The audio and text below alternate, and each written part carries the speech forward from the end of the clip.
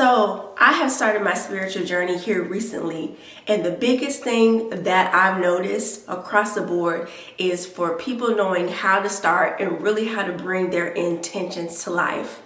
Having a clear roadmap is the game changer.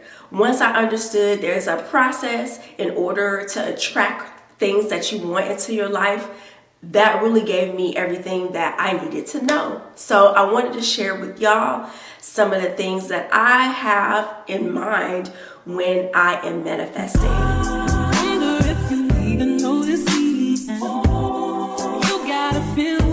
Visualization is huge. The biggest thing that I've learned about being spiritual is really being playful and allowing things to happen. So many times you'll get caught up in trying to make more money or get rid of these bills, but really allowing your mind to kind of go outside the box is the big thing.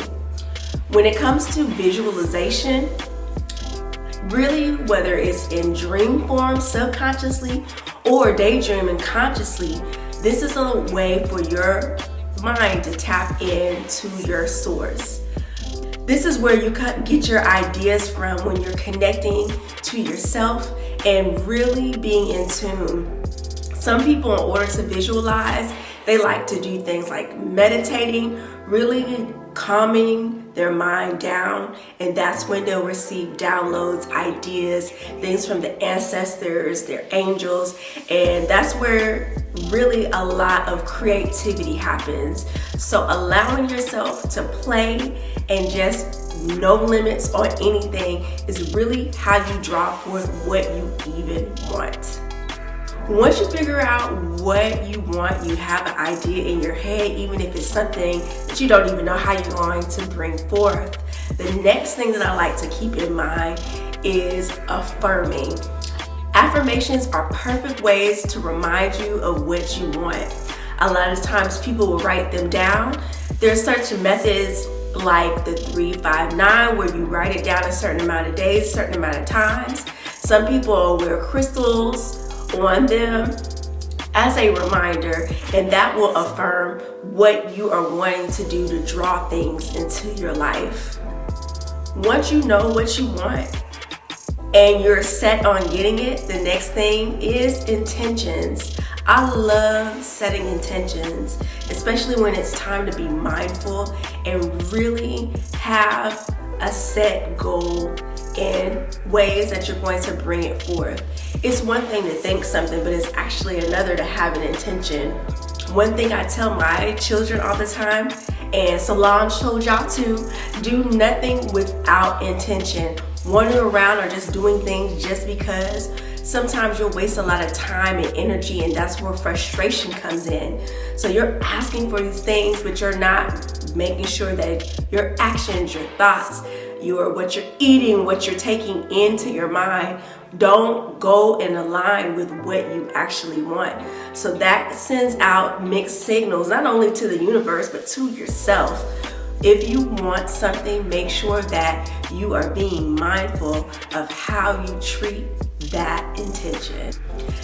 As someone who was in the military and had to do a lot of things where I was the sole responsibility, showing emotion was very hard for me.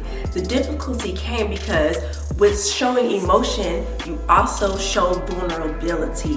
And a lot of people do not like to be vulnerable, myself included. Well, I didn't like to, but now I do. Having that really raw feeling and allowing yourself to think about that. So you have the visualizations, you have the intentions and the affirmations. Now it's time to embody how you feel. That is what sets the frequency. If you are not feeling what you want, it's not going to come. I say that as an example. Say you want a mate, but you're out here saying, you know, women ain't shit, men ain't shit. So you really are sending mixed signals about what you really desire.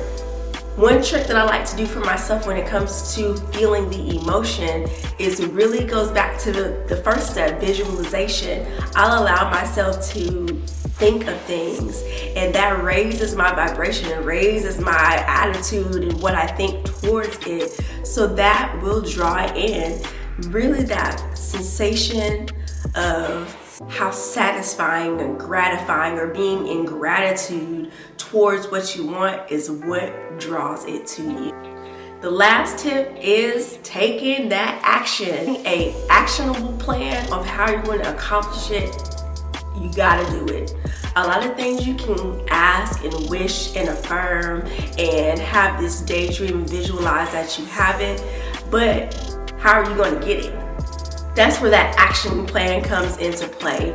Really lining up your manifestations and giving them a place to start working.